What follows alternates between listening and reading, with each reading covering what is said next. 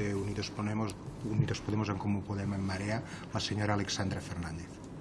Gracias, presidente. Buenos días, señor Galindo. Empezaré preguntándole sobre esa reunión que tuvo lugar en junio de 2011, donde se trató el cuadro de velocidades máximas. Se trata en concreto también el tramo del accidente y se indica que se debe corregir el cuadro de velocidades máximas para evitar los saltos de velocidad, no solo para dar homogeneidad, sino para evitar los saltos de velocidad.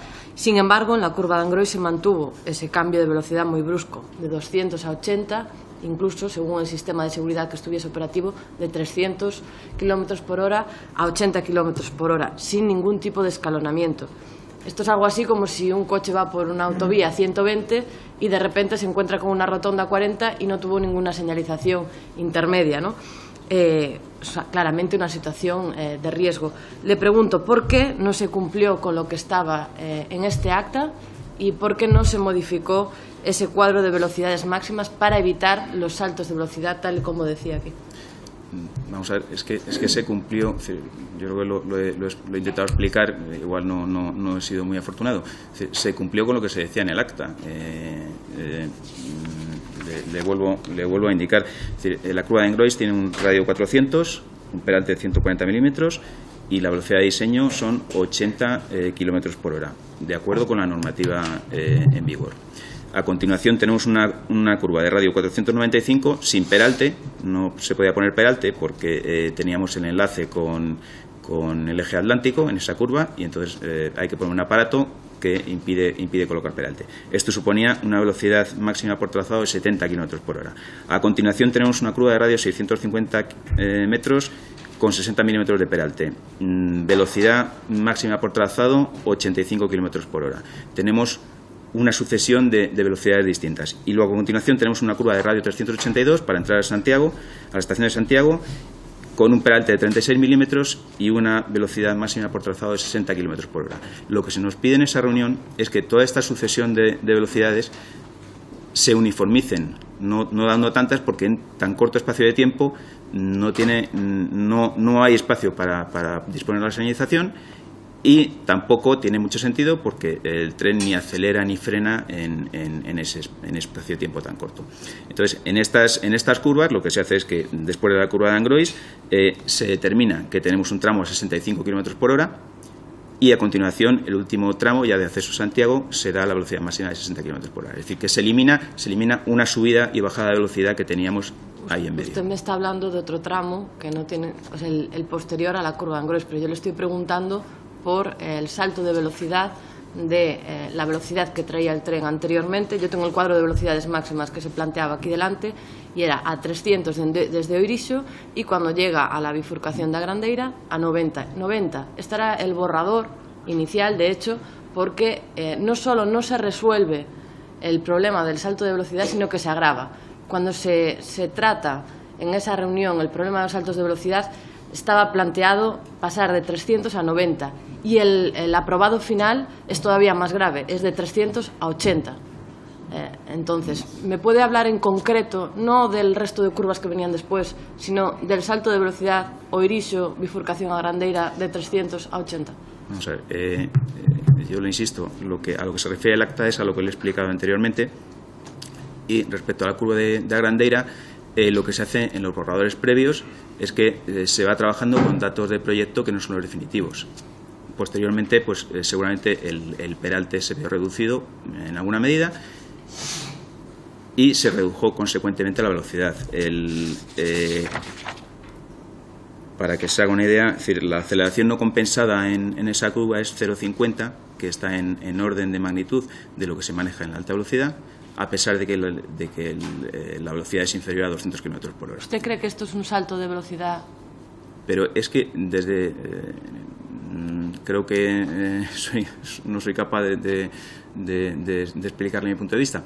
Desde mi técnica, es decir, no regulamos los saltos de velocidad, simplemente exponemos la velocidad apropiada a cada curva. Vale.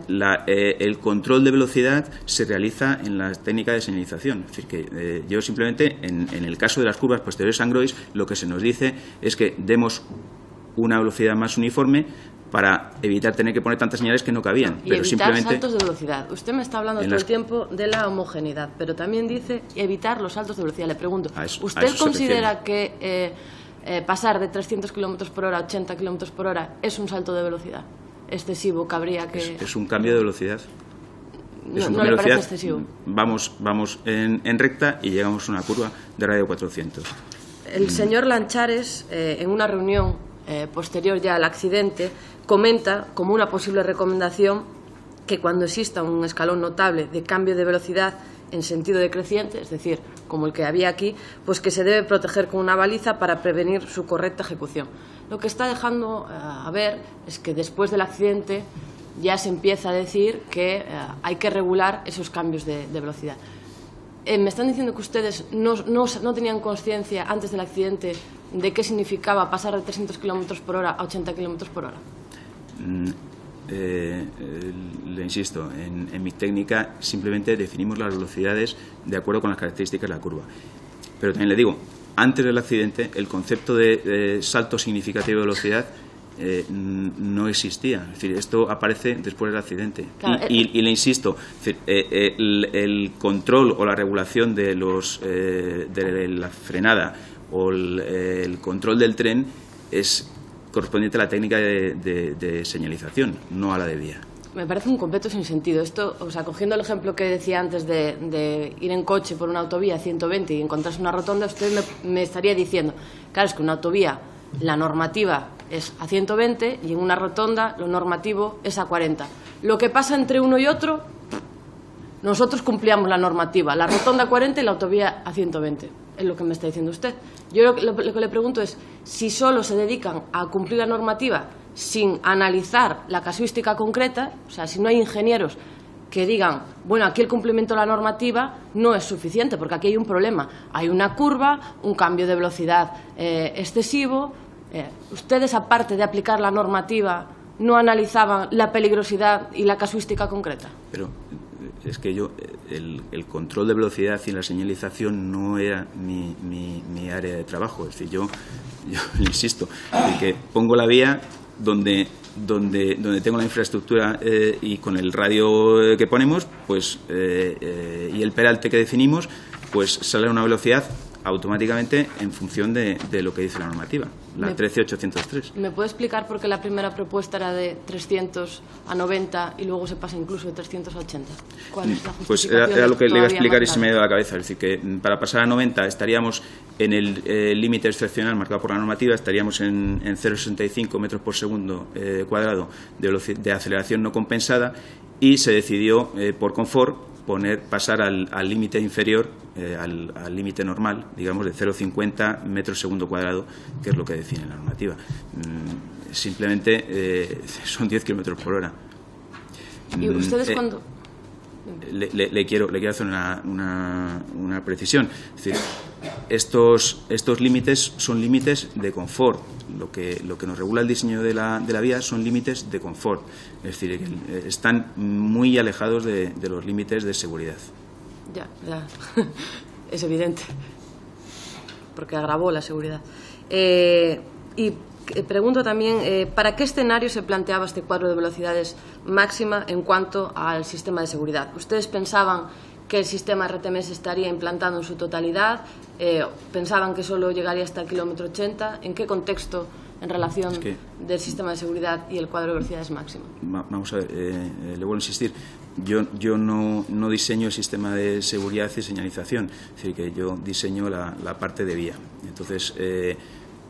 Pero usted no tiene ni idea cuando pone a las velocidades máximas a las que puede ir el tren, usted no tiene ni idea de si lleva un sistema de seguridad que lo frena automáticamente o si va sin sistema de seguridad. Es lo mismo, me está diciendo. Es que no es mi ámbito de trabajo. Es decir, que dadas unas velocidades que damos nosotros, es decir, yo entiendo que la parte de señalización hace lo adecuado para quedar protegido. A ver si le vuelvo a preguntar. Ustedes, cuando plantean el cuadro de velocidades máximas, cuando ponen las velocidades, ¿qué escenario creen tiene encima de la mesa que se va a implantar como sistema de seguridad? ¿Qué sistema de seguridad tenían ustedes en la cabeza? Vamos a ver, le vuelvo a insistir que yo, mi parte, cuando se genera el cuadro de velocidades máximas, no solo participo yo, participa todas las técnicas que trabajan. Es decir, que el punto de partida son las velocidades que se determinan por la parte física, que es la vía. Luego tenemos otros condicionantes que pueden venir dados por la electrificación, podemos tener zonas neutras, o por las condiciones en las que se ponen las señales. Y eso lo aportan las otras dos técnicas. ¿Pero entonces, qué le dicen a usted? No, a mí no me dicen nada. ¿Usted no sabía qué sistema de seguridad se iba a implantar? Yo no. No. No, para hacer mi trabajo yo no necesito saber qué es lo que se va a implantar, porque es totalmente independiente. Es decir, que vamos a ver, yo coloco el balasto, las traviesas, el carril, pues de manera adecuada para que pase el tren. Sí. Claro, ahora, lo que decía el señor Lanchares, después del accidente, ¿no? Que esa recomendación de que cuando exista un escalón notable de cambio de velocidad se proteja con una baliza. Lo que hace es vincular la velocidad al sistema de seguridad. Si el cambio de velocidad es muy grande, ponemos un sistema de seguridad. Es lógico y evidente. Lo que no entiendo es cómo ustedes podían planificar y proponer velocidades sin tener en cuenta el sistema de seguridad que había. Es un completo sinsentido. Y le voy a hacer las preguntas. Voy a ponerle 4 escenarios y que me diga usted si se cumplirían los cuadros de velocidades. Señora Fernández, máximas. concentre sus preguntas, por Vale, favor. le quiero preguntar, en el primer escenario, con un RTMS completo, instalado en su totalidad, ¿el cuadro de velocidades máximo se cumpliría en la curva aunque hubiese un error humano? Escenario número 1, con el sistema de seguridad en su totalidad. El escenario número 2, con un sistema de RTMS hasta el kilómetro 80, pero con una última baliza programada para proteger la curva, ¿el cuadro de velocidades máximo se cumpliría en la curva aunque hubiese un error humano? Tercer escenario, con un RTMS sin baliza que proteja la curva, RTMS solo hasta el kilómetro 80 y sin baliza que proteja la curva, ¿el cuadro de velocidades máximo se cumpliría aunque hubiese un error humano? Y ya por último, con la desconexión absoluta del sistema RTMS, que era lo que teníamos al final, si el cuadro de velocidades máximo se cumpliría aunque hubiese un error humano. Que usted me diga en cuáles sí y en cuáles no, porque yo creo que es evidente que hay que poner en relación el cuadro de velocidades máximas y el sistema de seguridad, que a cualquier persona cae de cajón. Entonces le pregunto que me conteste estas 4 preguntas y por último, si ustedes no creían que las modificaciones que hubo, el cambio de proyecto y la desconexión, deberían haber llevado a que se realizase una evaluación de riesgos de nuevo e incluso haber modificado el cuadro de velocidades máximas. Vamos a ver, yo le puedo hablar de las velocidades por vía, es decir, de los sistemas de protección, les voy a indicar, no es mi competencia, yo no le puedo decir, no le puedo evaluar fallos humanos o dónde hay que poner balizas, solo le puedo decir las velocidades por vía, es decir, por la parte física. Perdone, solo una cosa, si me podía contestar a las 4 preguntas. ¿En qué caso se cumpliría con el cuadro de velocidades máximas aunque hubiese un error humano? No. O sea, que no le puedo hablar de error humano ni de nada relacionado con la señalización. Yo le puedo decir que la velocidad en esas curvas estaba bien calculada por la parte física de la vía.